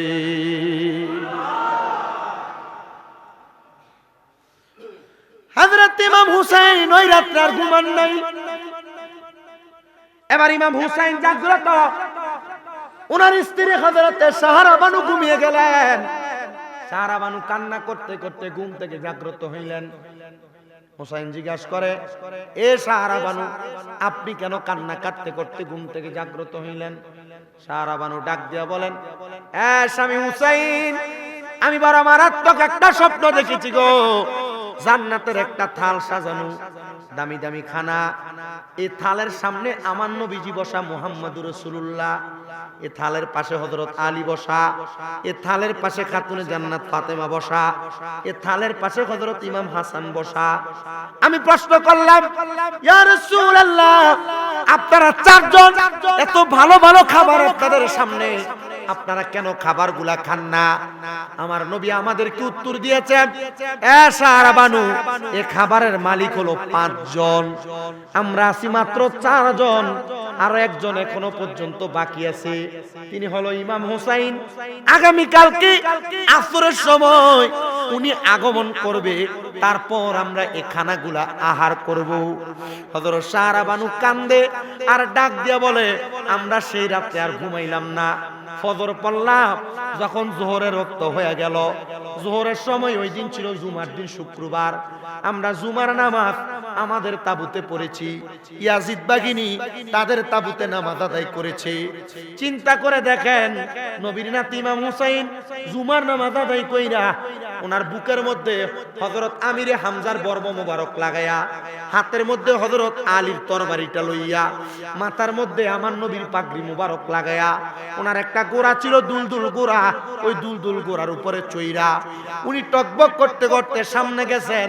যা দেখেন এদিক বাহিনীরা সিরিয়াল ধরে দাঁড়ায় আছে, শুধু নবীর বংশ ইমাম হুসাইনকে কারবালায় শহীদ করে দেওয়ার জন্য। ইমাম হুসাইন লক্ষ্য করে দেখলেন প্রত্যেকটা এজিদ বাহিনীর সামনে দাঁড়ানো।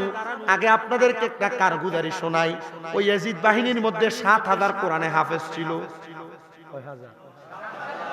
ওই এজিদ বাহিনীর মধ্যে 2,000 মুফতি সাহেব ছিল। কয় হাজার? ওই এজিদ বাহিনীর মধ্যে অসংখ্য আলেম ছিল। কই না, এরা তো সাহাবী বলা যাবে না। এজিদরে সাহাবী বলা যাবে, সাবধান, আকীদা নষ্ট হয়ে যাবে, ঈমান চলে যাবে। কি চলে যাবে? এরা এই তো পাগল, এ ফরালে জান না।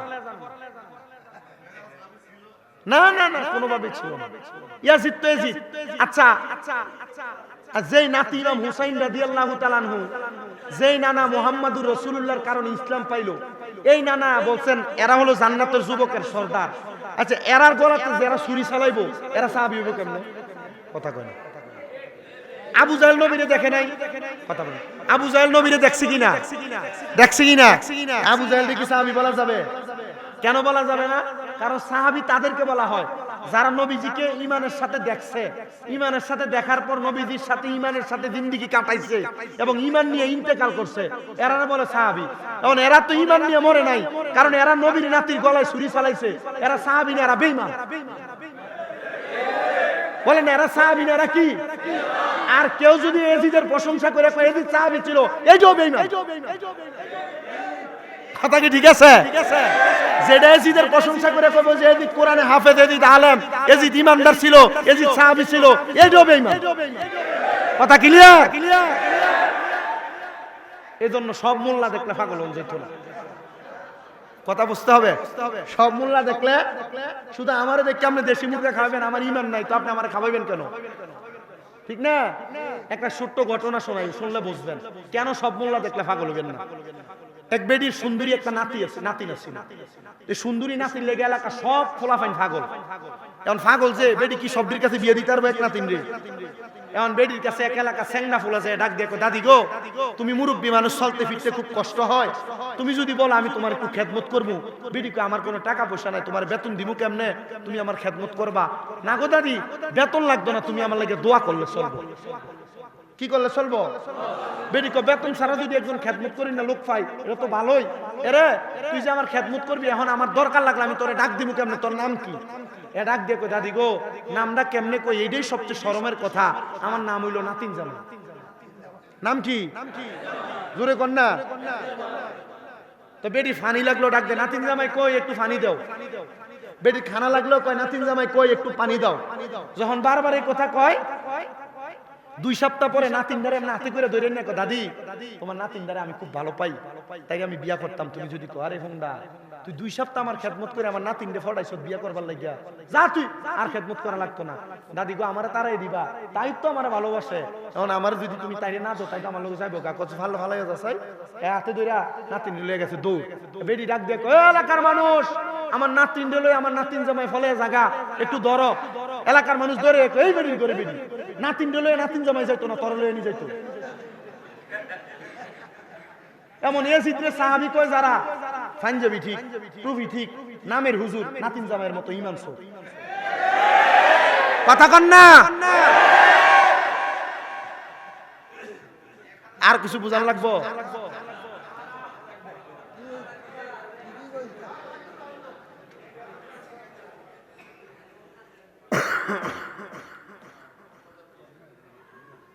আপনাদের গাতার্থে বলছি, আমার ওয়াজ শেষের দিকে, কষ্ট হইতেছে। আমার কাছে ভাল লাগতেছে কি জানেন, আপনারা যে এই পরিবেশে, মানে আমি কিন্তু কষ্ট করে ওয়াজ করতেছি, যে মাইক আমি কিন্তু আগেই বলছিলাম, আমার এই সাদ্দাম ভাই মনে হয় না, আমি বলছিলাম যে মাইকের সাউন্ড সিস্টেম যেন একটু ভালো হয়, কইছিলাম তো এই জন্য আমি সেত্তামও পারতেছি না। তো যদ্দুর হইতেছে যদ্দুরই বালা। আপনারা যে এভাবে বসে আছেন একনিষ্ঠ ভাবে, আপনারা যে একসাথে বসে আছেন, এটা সবচেয়ে সুন্দর পরিবেশ। একটা কথাবার্তা নাই, শৃঙ্খলাবদ্ধ ভাবে বসছেন, আলহামদুলিল্লাহ পড়েন। এটা আপনারা আপনাদের বাজার নাউরি এলাকার সম্মান রাখছেন, আপনাদের ভদ্রতার বহিঃপ্রকাশ দিচ্ছেন। আমি এর আগে আসছি আপনাদের অত্র অঞ্চলে, অনেক জায়গায় আসছি, এই মতলবে অনেক জায়গায়, যে কালীপুর কোন দিকে, কালীপুরের ওই সাইডে আসছি, নারায়ণপুরের দিকে আসছি, আর কয়েক জায়গায় আসছি। এই যে যত জায়গায় আসছি মোটামুটি আমি ভদ্রতা পাইছি। এক চেয়ারম্যান ছিল, এত কুইল্লা গায়ের চাদর ফরাই দিচ্ছে আমার, এটা মহাব্বত আর কি। তা আমি আপনাদের কাছে যেহেতু আসছি, কথাটা বলি, ইমাম হুসাইন রাদিয়াল্লাহু তাআলা জীবনটাকে কেমনে দিয়া গেছেন, ওনাদের জীবনের দাম ছিল, এজন্য এরার গলা যারা ছুরি চালাইছে এরা কিন্তু সাহাবী না, এইটার ঈমান রাখতে হইব। কথা কন না, ঠিক কি না? তাহলে জন্য ইয়াজিদের প্রশংসা করলে ঈমান থাকবে না, ঈমান চলে যাবে, ঠিক কি না? আল্লাহ আমরার বোঝার তৌফিক দিক, আমিন কোন। হযরত ইমাম হুসাইন গেলেন ৭০০০ কোরআনে হাফেজ, ২০০০ মুফতি, সব আলেম দ্বীন এক সিরিয়ালে দাঁড়ানো। ছোট একটা বাচ্চা ৭-৮ বছর বয়স, এজিদের সামনে থেকে আগে আসছেন, ও ইমাম হুসাইন আপনার কাছে আমার একটা আবদার। বলে কি? বলে তুমি এজিদের লোক, তুমি আমার কাছে কি আবদার করবা? হে ইয়া ইমাম হুসাইন, আমি এজিদের সন্তান হতে পারি, তবে আমি আপনার জন্য আজকে ১৭ মাস পর্যন্ত অপেক্ষা করতেছি। আপনি কখন কুফা নগরীতে আসবেন আর আমি আপনার হাতে হাত রেখে ঈমান গ্রহণ করব। নবীর বংশের চেহারা দেখে মানুষ ঈমান গ্রহণ করছে। হক্কানি ব্যক্তি যারা, আল্লাহওয়ালা যারা, এদের চেহারা দেখে মানুষ হেদায়েত হয়, এরা কথা বলা লাগে না। ইবনে মাজাহ শরীফের ৩০৩ নম্বর পৃষ্ঠার হাদিস, ইযা যুকিরাল্লাহু আযজা ওয়া জাল্লা, হক্কানি ব্যক্তি, হক্কানি পীর তারা যাদের চেহারার দিকে তাকাইলে আল্লাহর কথা মনে হয়ে যায়।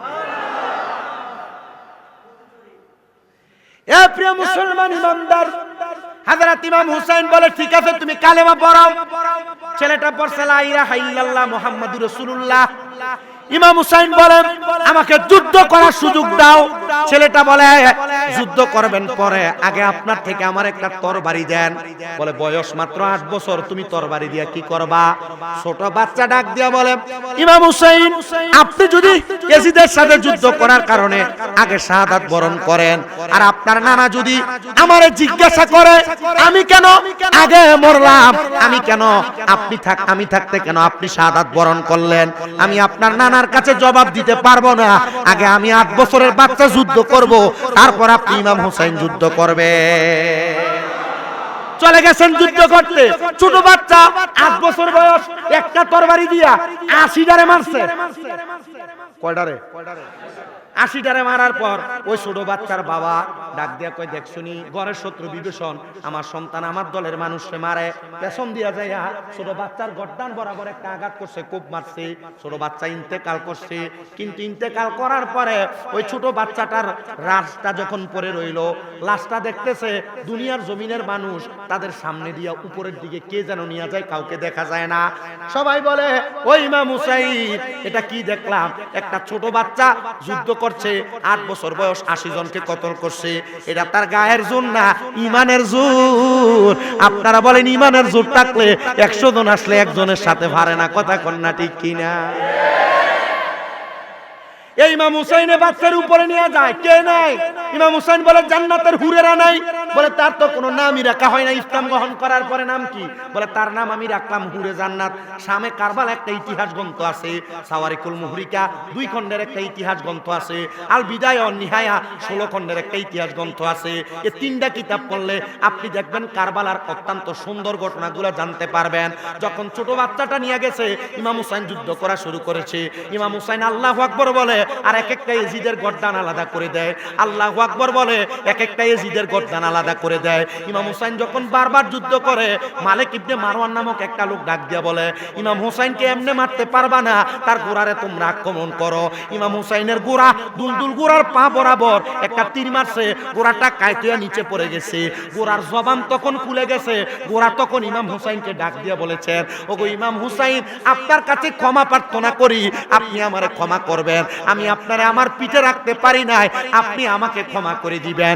ইমাম হুসাইন রাদিয়াল্লাহু তাআলা আনহু এবার তরবারি দ্বারা যুদ্ধ করতেছে। তরবারি দিয়ে যুদ্ধ করতে করতে ইয়াজিদের দলেরা গোল করে চারদিক থেকে ইমাম হুসাইনের বুক বরাবর তারা তীর মারছে। 20টা তীরের আঘাত, বর্ষার আঘাত ইমাম হুসাইনের বুক মুবারক বরাবর মারছে। তরবারি দিয়ে আঘাত করছে। শিমন নামক একটা লোক ইমাম হুসাইনের বুক বরাবর উইঠা কাইট হইয়া বইসা গেছে। ওনার গলা মুবারকের মধ্যে তরবারি ধরে রাখছে। ডাক দিয়া কয়, হুসাইন, আমি তোমার এই মুহূর্তে তোমার গর্দান আলাদা করে দিব। ইমাম হুসাইন কয়, শিমর, আমার গর্দান আলাদা করবা পরে আমার 2 রাকাত নামাজ আদায় করতে যাও। শিমরকে ইবনে জিয়াদ ডাক দিয়া বলতেছে, এদিক ডাক দিয়া বলতেছে, এ শিমর, তাড়াতাড়ি ইমাম হুসাইনের গলা মুবারকের মধ্যে ছুরি চালাও, আমাদের আসরের নামাজ কাজা হইয়া যায়। আচ্ছা বলেন তো, যেই নানার কারণে নামাজ পাইলো, ওই নানার নাতির গলা মুবারকের মধ্যে ছুরি চালায়া আসরের নামাজ পড়লে ওই নামাজকে আল্লাহর দরবারে কবুল হবে? ওয়াজ কি বুঝছেন আপনারা? নবী নামাজ আনছেন না মেরাজ থেকে? নবী মেরাজ থেকে নামাজ আইনা উম্মতের জন্য ফরজ করছেন না? নবীর নাতি হযরত ইমাম হাসান হোসেনকে জান্নাতের যুবকের সর্দার বলছে না? আচ্ছা, এই যুবকের সর্দারের গলার ভিতরে ছুরি চালিয়ে যদি কেউ আসরের নামাজ পড়বো, এই নামাজ কবুল হবে? কবুল হবে? ইমাম হুসাইন বলেন 2 রাকাত নামাজ পড়ব। উনি 2 রাকাত নামাজের জন্য নিয়ত করে দাঁড়াইছেন। 1 রাকাত পড়ছেন, দ্বিতীয় রাকাতের একটা সিজদা দিবেন। ইবনে জিয়াদ বলে, এই শিমর, ইমাম হুসাইন যদি আরেকটা সিজদা দিয়া 2 রাকাত নামাজ পরিপূর্ণ করে, আল্লাহর কসম ইমাম হুসাইনের তরবারির নিচ থেকে কেউ বাঁচতে পারবে না। বলে কেন? বলে মুসলমানের সবচাইতে জজবাওয়ালা পাওয়ার হলো তাদের নামাজ। এরা এদের নামাজ দিয়া বিশ্ব জয় করতে পারে, এরা এদের নামাজ দিয়া দুনিয়া কাহিল করতে পারে, এরা এদের নামাজ দিয়া শত্রুরে কাহিল করতে পারে। নামাজটা শেষ করতে দিও না। ইমাম হুসাইন সেজদার ভিতরে যাবে, ইমাম হুসাইনের পিঠের মধ্যে তারা তরবারি দিয়া আঘাত করে পিঠে উঠা বইসা গেছে। ইমাম হুসাইনের গলা মুবারকের মধ্যে তারা এমন ভাবে আঘাত করছে, আমার নবীকে যদি প্রশ্ন করেন, ইয়া রাসূলুল্লাহ, আপনার নাতির জীবনের শেষ নামাজটা উনি পরিপূর্ণ করতে পারল না, নবীজি এমন কোন রাস্তা আছে নাকি যেটার মাধ্যমে আপনার নাতি ইমাম হুসাইন ওনার জীবনের শেষ নামাজটা পরিপূর্ণ করবে? নবী আমার বলেন, হে দুনিয়ার মানুষ শোনো, ইমাম হুসাইনের যে একটা সেজদা কারবালাতে বাকি ছিল, একটা সেজদা ইমাম হুসাইন কাল ময়দানে মাশরে আমার আল্লাহ তাআলার কুদরতি কদমে দিবে। আর আমার আল্লাহ তাআলার কুদরতি কদমে সেজদা দিয়া ইমাম হুসাইন ততক্ষণ পর্যন্ত সেজদা সেজদা থেকে মাথা উঠাবে না যতক্ষণ পর্যন্ত আমার আল্লাহ ইমাম হুসাইনের নানার উম্মতদেরকে মাফ না করবে।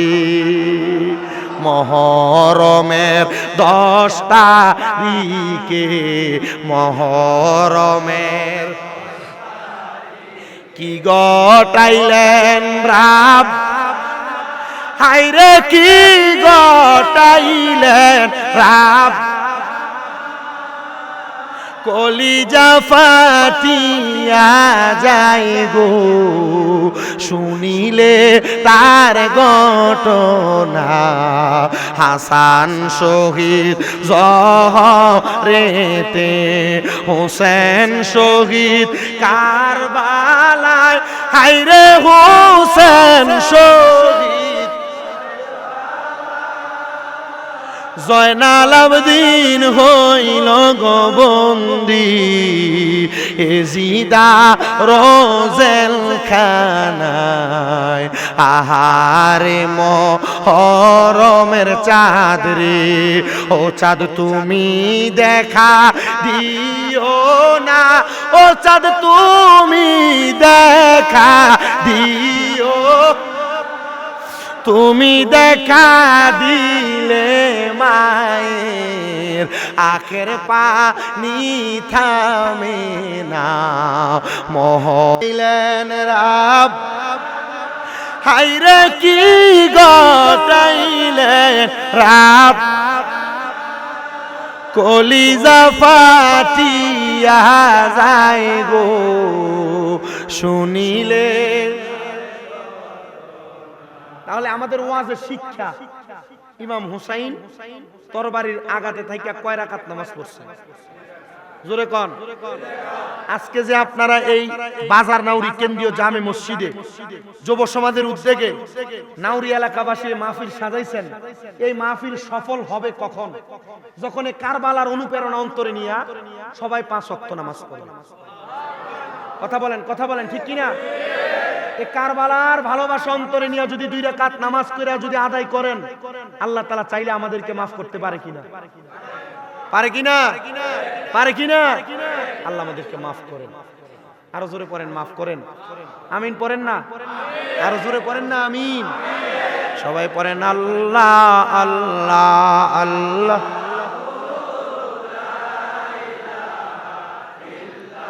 ও আল্লাহ আল্লাহ।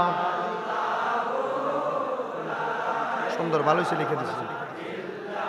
আপনাকে দেখিলে নবী গো দুজকয় হারাম, স্বপ্নেতে দিয়েন দেখা হাবিবি দুজাহান নবীজি আল্লাহ।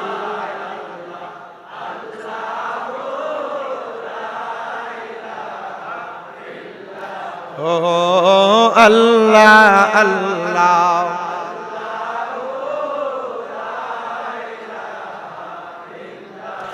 আরবের মরুর দেশে বাবা আব্দুল্লাহর ঘরে, মা আমেনার নুরানি কুলে আসলেন নবী যে নবীজি আল্লাহ আল্লাহ। জোরে ও আল্লাহ আল্লাহ।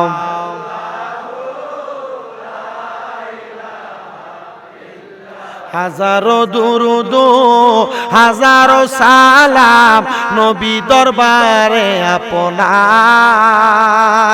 এ দয়া করে কবুল করেন সালাতু সালাম। আল্লাহুম্মা আমিন। আলহামদুলিল্লাহি রাব্বিল আলামিন। আসসালাতু ওয়াসসালামু আলা রাসূলিহিল কারীম। রব্বানা যালামনা আনফুসানা ওয়া ইন লাম তাগফির লানা ওয়া তারহামনা লানাকুনান্না মিনাল খাসিরিন। মাবুদ ও দয়াল আল্লাহ, একটু রহমতের নজর কইরা তাকায়া দেখেন গো আল্লাহ, এই চাঁদপুর জেলার অন্তর্গত বাজার নাউরি কেন্দ্রীয় জামে মসজিদ প্রাঙ্গণে এই এলাকার যুবকদের সার্বিক সহযোগিতায় আল্লাহ এই এলাকার বাসীর সহযোগিতায় সুন্দর একটা জান্নাতের বাগান মাহফিল সাজাইয়া আমার সঙ্গে এলাকার দাড়ি পাকা মুরব্বী বাবারা, যুবক নৌজওয়ান ভাইয়েরা, ছোট ছোট মাসুম বাচ্চারা, পর্দার অন্তরালের আমার কত মা বোনেরা, আল্লাহ জীবনের গুনাহ মাপ পাওয়ার আশায় দুইটা হাত বাড়াইছে গো আল্লাহ। যার হাত তোমার দরবারে মায়া লাগে, পছন্দ হয়, ওই হাতের উসিলে আমাদের প্রত্যেকের জীবনের গুনাহ তুমি মাফ করে দাও মাবুদ। আল্লাহ আমরা গুনাহগার, আমরা বদকার, আমরা সিয়াকার। আমার পর্দার অন্তরালে কত মা বোনেরা হাত বাড়াইছে, কত ভাই বাবারা হাত বাড়াইছে। আমরা আল্লাহ দুনিয়ার মানুষের চোখের আড়ালে বড় গুনাহ করছি, আমরা অন্যায় করেছি, পাপ করেছি। আল্লাহ তুমি তো গুনাহ মাফকারী, আল্লাহ তুমি আমরার গুনাহগুলা ক্ষমা করে দাও ও দয়াল। আজকের মাহফিলে কে জানি হাত বাড়াইছে, কার জানি দুনিয়ার জমিনের মধ্যে আব্বা নাই, যেই বাবা রিক্সা চালায়া মাটি কাইটা মাথার কাম পায়া ফালায়া পরের বাড়িতে বদলার কাম কইরা সন্তানরে মানুষের মতো মানুষ করার জন্য আব্বার রক্তরে পানি বানাইছে গো। যাদের এমন আব্বা, কবরে আব্বার কবরে জান্নাতের বাগান বানায়া দাও মাবুদ গো। কে জানি হাত বাড়াইছে, কার জানি দুনিয়ার জমিনের মধ্যে মা নাই। আইরে মা, যেই মা 10 মাস 10 দিন গর্ভে ধারণ কইরা সন্তানের প্রসব বেদনা সহ্য করতে মার বড় কষ্ট হইছে। আল্লাহ এমন মা যাদের কবরে আমার কবর জান্নাতের বাগান বানায়া দাও মাবুদ ও দয়াল আল্লাহ। যাদের মা বাবা বেঁচে আছে হায়াতে তুইও বা নসিব করে দাও, মরিয়া গিয়াছেন আল্লাহ ওই আল্লাহ যারার মা বাপ মাফ করিয়া দেন না গো আল্লাহ কবরে রাজাব। আম্মায়া আব্বা আছে যারার কবরে তাদেরকে রাই কেন গো মায়ার নজরে। আল্লাহ কার জানি মা নাই, কার জানি বাবা নাই, আল্লাহ তাদের মা বাবার কবর জান্নাত বানায়া দাও। যাদের মা বাবা বেঁচে আছে হায়াত বাড়াইয়া দাও, আম্মা আব্বারে সুস্থ বানায়া দাও। আমাদের প্রত্যেকের মনের আশাগুলা তুমি পূরণ করে দাও আল্লাহ। আমার যে মায়ের জন্য আমার দাওয়াত করে আনছে, ওনার একটা মেয়ে অসুস্থ, তিনার মেয়েরে সুস্থ বানায়া দাও। ওনার একটা নাতি মারা গেছে, নাতিটারে তুমি মাফ করে দাও। একটা নাতি বিদেশে আছে, তারে তুমি কবুল মঞ্জুর করে নাও। বিশেষ করে আমার কাউসার স্যার দোয়া চাইছে, ওনারে তুমি কবুল করে নাও আল্লাহ। বিশেষ করে আমার সাদ্দাম ভাই সহ আমার যে মামা ওনারা দাওয়াত করে আনছে, ওনাদের দাওয়াত তুমি কবুল মঞ্জুর করে নাও আল্লাহ। বিশেষ করে আজকের মাহফিলের মধ্যে যারা টাকা দিয়া, পয়সা দিয়া, শ্রম দিয়া, বুদ্ধি দিয়া, পরামর্শ দিয়া, গায়ে কাইটা পর্যন্ত সহযোগিতা করেছে, আল্লাহ প্রত্যেকের সহযোগিতা তুমি কবুল ও মঞ্জুর করে নাও। পর্দার অন্তরালে আমার অনেক মা বোনেরা হাত বাড়াইছে, আমার মা বোনদেরকে তুমি কবুল করে নাও আল্লাহ। যে যুব সমাজ কষ্ট করেছে আল্লাহ, ভলান্টিয়ারের দায়িত্ব পালন করেছে আল্লাহ, তাদেরকে তুমি কবুল ও মঞ্জুর করে নাও। ইমাম হুসাইন যেমন ভাবে নামাজ আদায় করেছে শাহাদাতের 1 সেকেন্ড আগেও, আল্লাহ আমাদেরকে তেমন নামাজ হিসেবে তুমি কবুল করে নাও। এলাকার প্রত্যেকটা প্রবাসী যারা বিদেশে আছে আল্লাহ, তাদেরকেও তুমি কবুল করে নাও। এই এলাকার উপরে নাউরির উপর তোমার খাস রহমত বরকত দান করে দাও। সোনার বাংলাদেশের উপর তোমার খাস রহমত বরকত দান করে দাও আল্লাহ। ফরিয়াদ তোমার দরবারে গো আল্লাহ। আমার কলিজার টুকরা নোমান, ভারতের আসামে বাড়ি আল্লাহ। আমার নোমানে দোয়া চাইছে, একটা দোকান দিয়েছে বাছাই এন্টারপ্রাইজ আল্লাহ। আমার নোমানদের বাছাই এন্টারপ্রাইজে দোকানটার ব্যবসা বাণিজ্যে তুমি বরকত দান করে দাও আল্লাহ। তার ব্যবসা বাণিজ্যের মধ্যে তুমি তারাক্কি নসিব করে দাও। ফরিয়াদ তোমার দরবারে আল্লাহ। ও মাবুদ পরওয়ারে দিগারে আলম, কিছুদিন পরে 12 ফেব্রুয়ারি বাংলাদেশে জাতীয় নির্বাচন হবে। জাতীয় নির্বাচনের মাধ্যমে আল্লাহ যাদের দ্বারা বাংলাদেশের মানুষের উন্নতি হবে, উপকার হবে, এমন একটা দলকে ক্ষমতায় দিয়া আল্লাহ বাংলাদেশের মানুষকে, বাংলাদেশের পরিস্থিতিকে আপনি শান্ত করে দেন ও দয়াল। ফরিয়াদ তোমার দরবারে গো আল্লাহ। আমরা গুনাহগারেরা হাত বাড়াইলাম, আমাদের জীবনের গুনার দিকে না তাকাইয়া বারবার মক্কা মদিনা তাওয়াফ জিয়ারত নসিব করায়েন আল্লাহ। এই এলাকার সাবেক চেয়ারম্যান জনাব আবুল হোসেন খন্দকার হুজুর, উনি চেয়ারম্যান সাহেব ইন্তেকাল করেছে, ওনার জন্য দোয়া চাওয়া হয়েছে আল্লাহ। ওনাকে আপনি জান্নাতের আলা মুকাম নসিব করে দেন। ফরিয়াদ তোমার দরবারে আল্লাহ, যারা যারা দোয়া চাই প্রত্যেকের কাজ দোয়া তুমি কবুল করে নাও। মা বোন মুরব্বী বাবা যুব সমাজ সবাইকে কবুল করে নাও। যারা আসতে পারছে তারাই কবুল করো, যারা আসতে পারে নাই তাদেরকেও মাফ করে দাও। আল্লাহ আমাদের প্রত্যেকের মনের নেক আশা পূরণ করে দাও। আমাদেরকে সহি সালামতে পৌঁছার মতো তৌফিক দান করে দাও। মরণ দিবা দুঃখ নাই, বেঈমান বানায়া মরণ দিও না। মরণের আগে নবীজির নূরানি চেহারা মুবারক দেখতে দেখতে আখিরি জবানে মধুর কালেমা পড়ে দিয়েন, লা ইলাহা ইল্লাল্লাহু মুহাম্মাদুর রাসূল।